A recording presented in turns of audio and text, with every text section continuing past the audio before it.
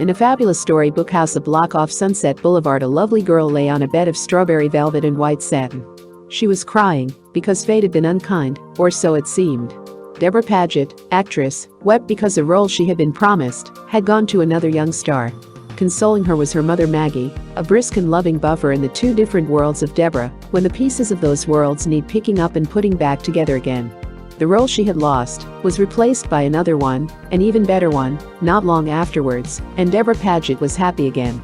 Yet tears are no stranger to this shy and beautiful young star. Nor is innocence. On the other hand, neither is sex appeal. Debra has a figure that is breathtaking. In a way, that whistle-bait figure perjures the pure, undisturbed beauty of her face, undisturbed, that is, until the music starts or the cameras turn. Then the veils drop and Debra Paget comes alive with every instinct as ancient as Eve's, in a transformation which is as puzzling to the observer as it is complete. At 23, Debra is the most intriguing paradox in motion pictures today. She lives in amazing splendor in the magic world of her own creation, a world she has dreamed about since she was 5. Whether because of disillusionment with the Hollywood she grew up in or for some other, secret reason of her own, Debra long ago decided to restore in all its old-time glamour and glitter a movie era of yesteryear. Single-handedly, if need be, she has undertaken to bring back the excitement of the movie queen, the fabulous female who walked the streets of Movie Town with a tiger on a leash, or took a bath in bubbling champagne. Debra lives with her family in an old, 27-room Mediterranean-style mansion which she has leased, located back of the Beverly Hills Hotel. Constance Bennett once lived there. But if the walls could speak, even of the glamorous Constance and the rest of the unforgettable Bennetts, they could tell nothing that would top Debra Paget's jeweled Cadillac, the mirrored, African-motifed Magambo room on the 3rd floor, where Debra rehearses her dance routines, her jeweled mermaid murals in the hail, or the living room fireplace which she has converted into a fabulous planting area, including coral flamingos, a silver fountain and a statue of Kuan Yin, the Chinese goddess of fertility. Debra dresses elegantly, possessing the most glamorous wardrobe of any of Hollywood's young stars. She wears mink and white fox, and blue fox and pink fox. And she has over 100 custom-made cocktail dresses and evening gowns, all designed to hug her 35-inch bosom and 19-inch waist. She rides in a Cadillac painted strawberry color, to go with her velvet bed, and encrusted with $1,500 worth of multicolored, glittering crystals. Debra and her mother and brother-in-law worked all one night, until 5 in the morning, jeweling the car. Why, you ask yourself, would any young and beautiful girl, who could be out on the town enjoying herself, stay up all night pasting gay pink crystals on the top of a car? What can she be like, this young star who lives so lavishly in a romantic world of strawberry velvet and white satin and jeweled mermaids, but without romance? Debra Paget is the girl who never dates. Why? What was the story? Where did all the pieces fit in the life of a young actress Hollywood producers have so enthusiastically acclaimed? To find the answers, Photoplay's reporter climbed aboard an Aeronaves Airlines plane bound for Mexico City. There Debra is co-starring with Ray Milland and Anthony Quinn in Benedict Bajot's production of The River's Edge. It is a role that could make her a top dramatic star. But Debra's own story is as exciting as any movie script. It has all the drama and pathos and conflict that can happen in the life of a girl who is half siren and half saint. In her Mexico hotel room, wearing a short pink terry cloth robe and gold slippers, brushing her flame red hair and looking all siren, Debra tells you quietly why she is here. Why she has been working long hours in the rain day after day, bruising herself, crawling over rocks and through underbrush, giving her every emotion to the camera. Why acting is her whole life today. Leveling amazingly blue eyes on you, the girl directors call one of the sexiest in Hollywood says, "I believe there's a job that each of us is meant to do. And I believe we have a duty to ourselves to do it to the best of our ability. As far as I'm concerned, I think I was put on this earth to act. That's what I love, and it's my life. Acting, singing, dancing, this is what I can do. How good it is, I don't know. I try to do my best. But through work I find my happiness." In the spacious hotel room in Mexico City, the girl who is so dedicated to acting went on, "I played my first movie role when I was only 14. That's pretty young to be suddenly thrust into the motion picture business. There's something about a big studio that's so overpowering, and I'm naturally a shy person anyway. Those first years, if somebody asked me a question I would just say yes or no. Mother would break the ice for me. She'd get people laughing and make the atmosphere friendlier, and I would relax a little. Shyness is something I've had to grow out of, and I've really had to work to change it." Debra, however, is still slow to trust people. "I have to know somebody a long while. In this business you learn never to trust too much. I've been very lucky, and I haven't been hurt badly. But perhaps it's because my mother's such a great judge of people. The rumor that her mother dominates her life really draws Debra's fire. This simply is not true. I get so angry when people say those things. The truth is there's only one person who runs my life. And that's me. But I hate to fight with people, Debra says frankly, a fact which might help spread this misconception. By mutual consent, her mother, serving officially as her business manager, does much of the fighting for her. Maggie's always reminding her daughter, "This is a business, Debra. You've got to fight for your rights." Theirs is a very close relationship. Debra does the acting, and Maggie spares her those things which by temperament or desire Debra feels she isn't qualified to do. But once her mother said, "Someday she's going to have to learn to fight for herself, and the day she feels she no longer needs me, I'll go." I'm sure it will be painful, but that's the way it will happen. But as long as Debra wants me here with her, that's right where I'll be. You need somebody you can believe, somebody you know will tell you the truth, says Debra, who always wants her mother close at hand wherever she works. Debra's beauty and her unquestioned sexiness has caused professional and personal conflicts in the girl who is so devoutly sure this is the job she was intended to do, didn't bargain for and sometimes can't understand. Like the jeweled mermaid mural on the wall of the Hale in her fabulous house, Debra has beauty that invites without asking. For instance, the crew on a television rehearsal stage just look idly at a pretty and passive girl until Debra goes into her dance. Then the TV censors start looking around wildly for somebody from wardrobe, hollering, "Put a skirt on her." Debra's first experience with this, however flattering, was heartbreaking. It was her first big TV show, and they had to go and put a ballet skirt on me. The big number was called the Jaguar, and, says Debra, we had a terrific routine, where I jumped over this fancy sports car. I was wearing a leotard cut high in the neck, and a split skirt that was supposed to come off when I leaped into the air. After the dress rehearsal, the censor informed her, "You can't take your skirt off in the number."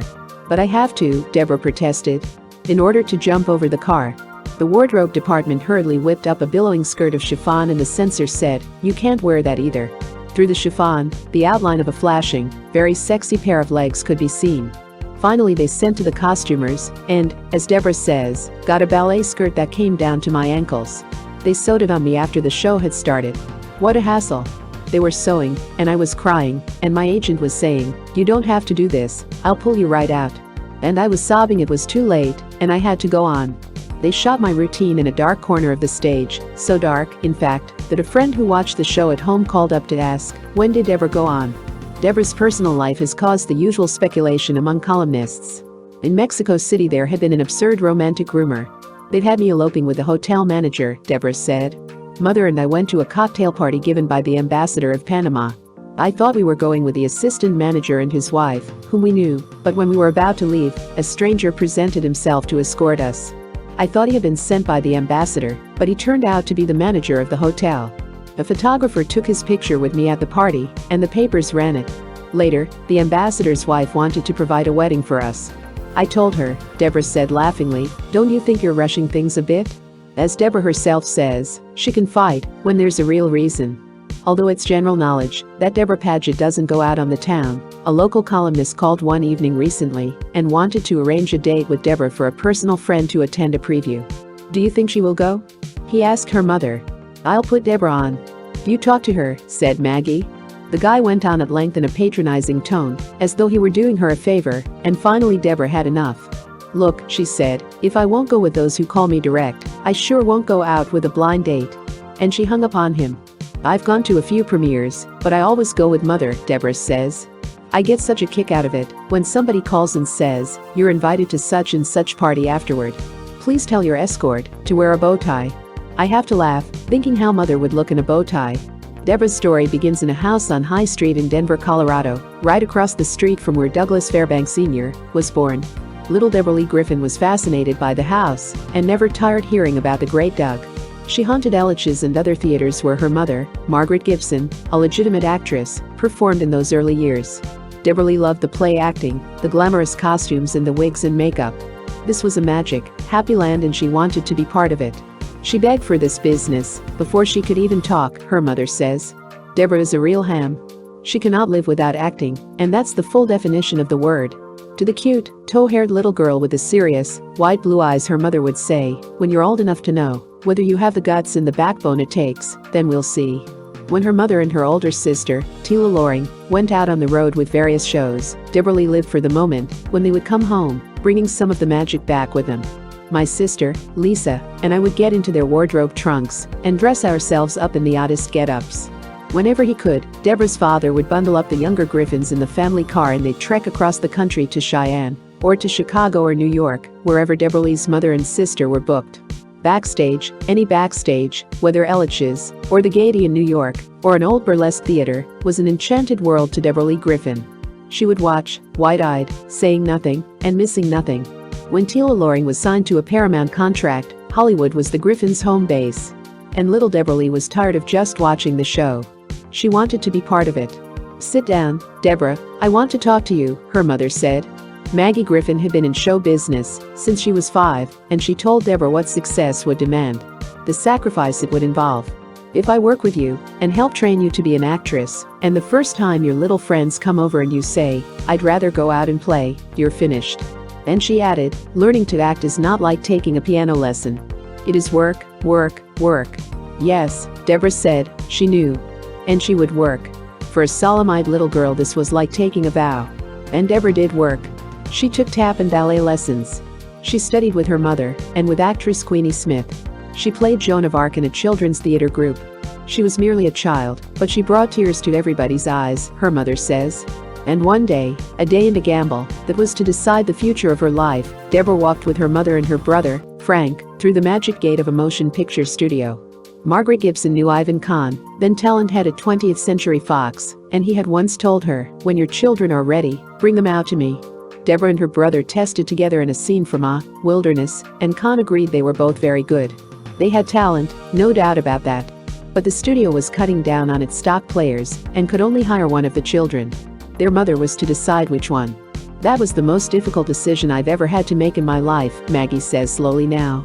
"I didn't tell the kids. My son didn't know until 2 years ago. I thought they were both good, but I felt the dramatic depth Debra had would carry her a long way. With a mother's love, she prayed she'd done the right thing." 2 weeks later, the combination of innocence and sex appeal got Debra the part of Richard Conte's sweetheart in Cry of the City. 3 name players were up for the role, but the studio was looking for the unusual combination of youthful innocence and dramatic ability. Debra was chosen. "I cried all over Richard Conte," she recalls now. At 14, Debra Paget, who'd never had a date in her life, was playing love scenes with Richard Conte and going to school in between. She was a child in a confusing world of adults. Before the camera, she was at home. Acting was her real world, the one she knew and could trust. Here she could talk and laugh and cry. But in the other, Debra Paget was quiet and withdrawn. From the beginning, Debra defied the customary build-up for a Hollywood starlet. "I will not date for publicity," she says. "I never have, and I never will. There's no mystery about this, no gimmick. I won't fake romance, and I don't see going out unless it's with somebody you're sure you'll enjoy being with. When I am ready to fail in love, I will. I don't feel it's necessary to go out with a man to know him, or to find out whether you're in love with him. I think you can fail in love just as easily at first sight as you can seeing a different man every night. I think a girl will know when she's in love. I have seen so many girls going out with first one, and then another man. They don't know what they want. These poor girls get so confused dating so many fellows that when the right man comes along they don't even recognize him," Debra says seriously. "When people say to me, 'Where will you meet the man you will marry?' I tell them that I see people every day of my life, that there's no place where you meet more people than in the motion picture business. And with personal appearances in foreign locations, I go all over the world these days. I'm gone so much, that's why I love to be home. When I get home, I just want to stay there. And we entertain people at home all the time. We have big parties, and we have small groups of friends in too." When asked whether she shies away from a serious romance as a result of being disillusioned or hurt, she says, quietly, "No, I haven't been hurt. And I'm not afraid of romance. And I'm not disillusioned. This is just the way I feel." She'll find the right man, her mother says, and when she does, and I don't think it will be too far off, there will be less room for her career, that's all. "I want Debra to have everything in this life," her mother says, and her eyes mist. "She deserves it. I want all my children to have happiness, but Debra especially. She does so much for all of us. There's nothing we want done that Debra doesn't try to do. You just don't find many girls like that." Debra's new sophistication, the chic, short, flame-colored hairdo, and the glamorous wardrobe are partly to startle studio executives into realizing little Debra Lee has grown up. I've been at the studio for 10 years, and they still see me as 14. But behind the fabulous wardrobe, the sequins and the tulle and the mink and all the little foxes, is her desire to keep glamour alive. Ever since I was a little girl, she says, I thought of Hollywood as a glamorous place. And when I got here, well, it was a great disappointment. I thought of movie stars as being so glamorous, the way Joan Crawford still is today. She never lets you down. But I've seen people I'd admired so much walking around Hollywood in slacks and no makeup, and I was so disillusioned. I didn't particularly care whether I ever saw them again or not. I think you should live up to the role you're asked to play in life. The strawberry velvet and white satin boudoir is also a young girl's dream of Hollywood, and Debra admits it's why she conceived such a bedroom. The jeweled mermaids? That was strictly for fun, she sparks. For publicity? Well, we did it for the publicity, Debra says frankly, but for the glamour too. That jeweled cat certainly is a conversation piece. People keep coming to see it and take pictures of it. The man with the limousine tour, the one who points out stars' homes, told me he's doing the most business he's done since Tom Mix's white car, Debra says delightedly. I stopped at a stoplight the other day and two men came out of a barber shop with towels around their necks, as if somebody had yelled, "Fire." You should have seen the double take. The car was her mother's inspiration. Her mother said, well, Paget, you don't go out, no scandals, no nothing. We're getting in a rut. We've got to do something. You should see it at night, every stone reflects the light. The car sparkles like diamonds, Debra says delightedly. I don't think I would ever give up my career completely for marriage, Debra said, as the sun was sinking in the Mexican sky beyond the square outside her hotel room. My career has always been first with me. With this drive that's inside me, I don't need to search for anything else. In the park across from the hotel, the Sunday fiesta was picking up steam. Fireworks were booming, and the music from the gaily costumed Mexican band was coming in the window loud and gay. The girl with the flame red hair and the pink terry cloth robe answered the command.